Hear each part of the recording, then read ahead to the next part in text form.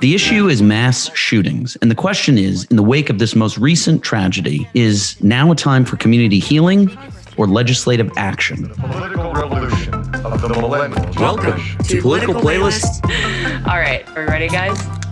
Happy hour. Happy hour. We fucked that up so bad. God. Welcome to Political Playlist Happy Hour. I'm Michael Kristoff. I'm Anna Muskie-Goldwyn. And I'm Anthony Barquette. Here's the deal, folks. We're going to get to our question of the night. We're going to get to our cocktails here. We're going to get to our young leaders. But I kind of want to start the tone of this show by frankly saying that I am fucking pissed. I'm pissed off that we are now doing 2 episodes in a row that are centered around tragic shootings. This one involving dead children. I'm heartbroken that this episode is going to talk about that. And I got to say, as a practicing Catholic, I'm fucking over thoughts and prayers without action to follow it. As we say all the time on this show, we're not here to tell you what to think or how to feel about a given issue. We're here to tell you what our young leaders in Congress are saying and doing about it, or in many cases, not doing anything about it. Our goal today is not to fly off the handlebars with rage or anger. What we want to do is have the conversation that is frankly uncomfortable and is something that just about every politician seems to be skirting away from. And this is the conversation that they, elected leaders, need to start having if we're ever going to move forward on what is an absolute epidemic of mass shootings. So I hate to start off what could otherwise be a lovely happy hour with you two fine people. Well said. I'm drinking tequila because it feels like a tequila day. Ooh, is that your martini one? Oh, This is a Reposado martini. honestly, I don't like that one. It's so I good. think you made it and I didn't like it. The best. Yeah. I'm anti. We're going to get to this question here, which we asked at the top of the show, which was, in the wake of this most recent mass shooting, is now a time for community healing or legislative action? And we asked that question because as we look across the political spectrum, we seem to be seeing 2 kind of prevailing courses of action among Democrats and Republicans. Yeah, I mean, on the Republican side, it's very much focused on mental health. Anyone who listened to the press conference, Texas, with the governor and lieutenant governor, it was a lot of talk about healing the community and being there for the loved ones of the victims and providing enough services, which is obviously very important.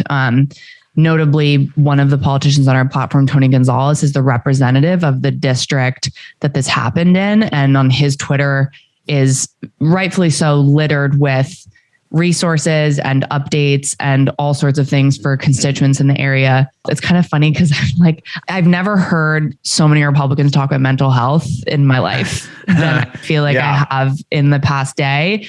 And I think that's a really obviously this is like a coordinated messaging that they're putting out there. You know, I'm glad to hear Tony Gonzalez is actually putting resources out there for people instead of saying, hey, put the family in your prayer. Well, he did that first, but then of course, but it's at least some follow-up. Any person going through a tragedy, though, understands how terrible these next few days are. You're not really thinking straight. You're having emotional swings.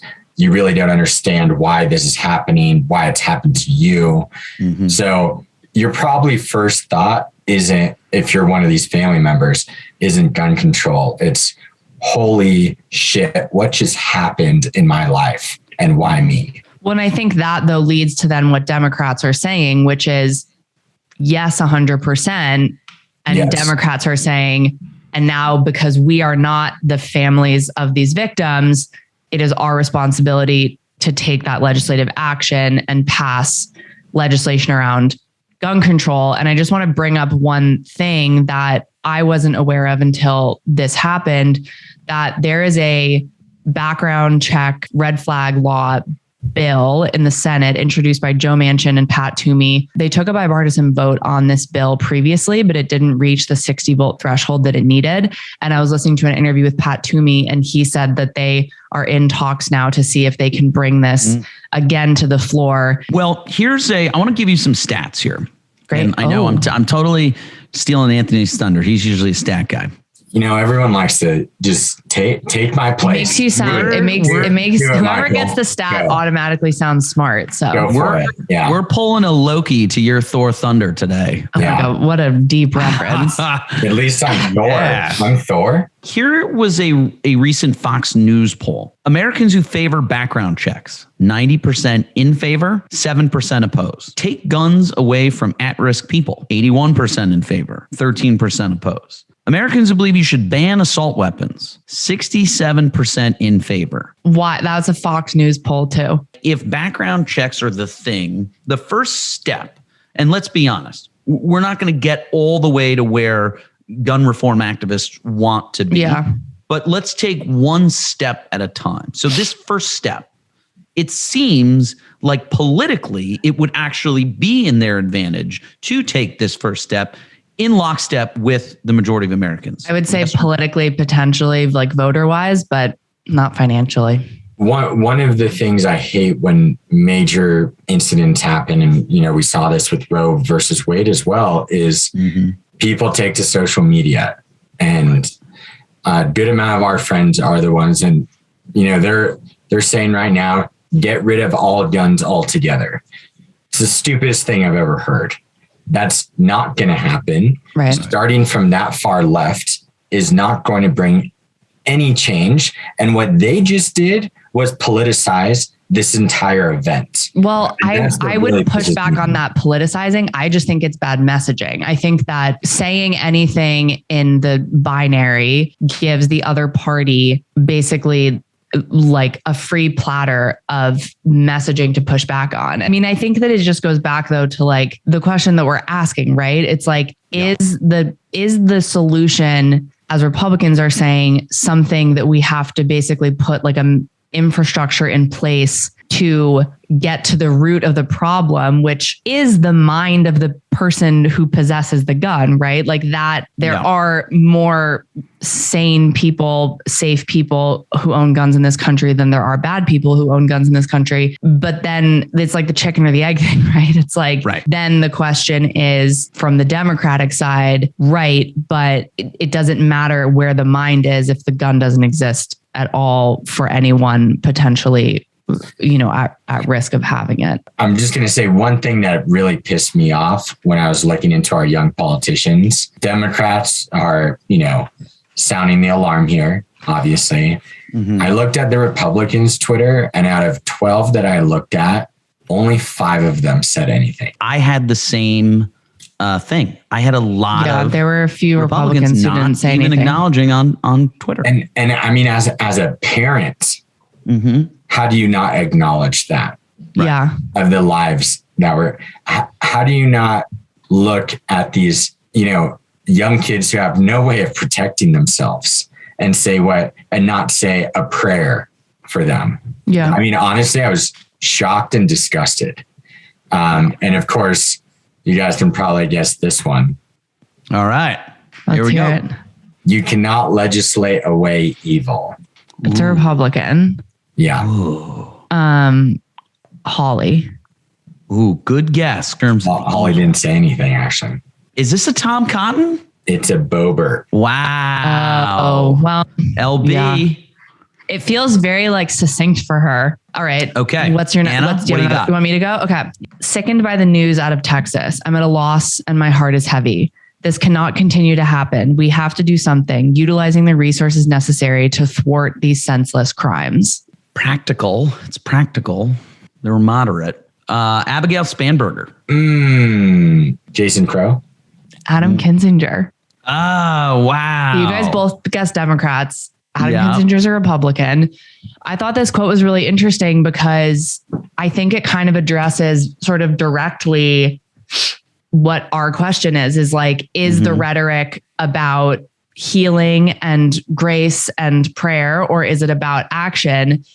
And I feel like Adam is literally someone who sits like right in the middle. The follow-up question I would have for him if I had the opportunity is, what do you mean by resources? The fact we haven't taken those steps is like mind-boggling to me. I think there needs to be some very strict regulation in terms of, if you're buying a gun, you have to go take a course. Yes. And by the way, if you do something outside of that course, that's bad. There's literally like repercussions on the person who gave on the trainer. Yeah. I feel like so many of us live in this sort of black and white world. And the reality is that it's very gray, right? You can be a gun-loving recreational shooter and still believe in these common sense protocols, like, let's make sure people know how to safely handle guns. Right. Let's make sure a crazy person isn't going out to buy an AR-15, right?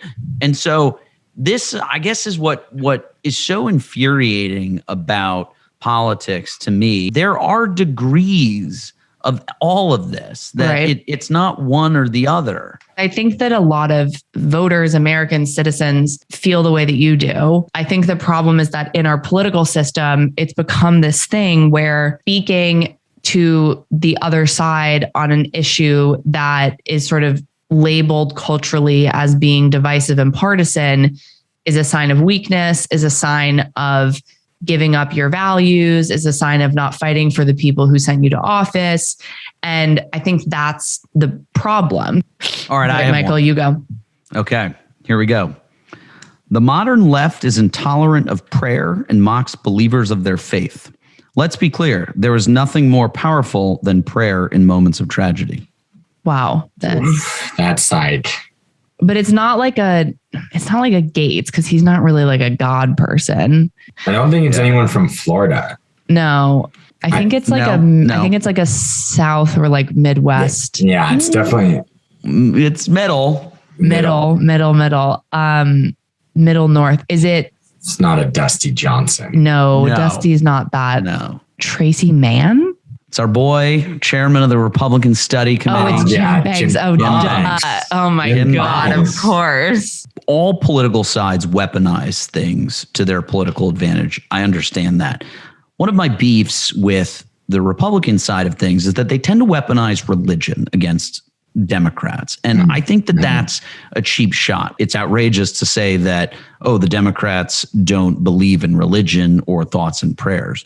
But the second is that, thoughts and prayers aren't a solution. And going back to our question about, is this a time to heal? Is this a time for legislative action? Well, of course, it's a time to comfort and heal and bond our communities together through love and support and compassion.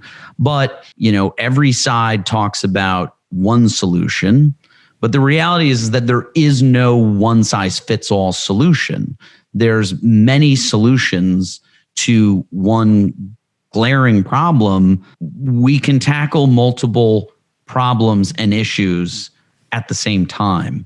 And if we don't talk about it, we're never going to get there.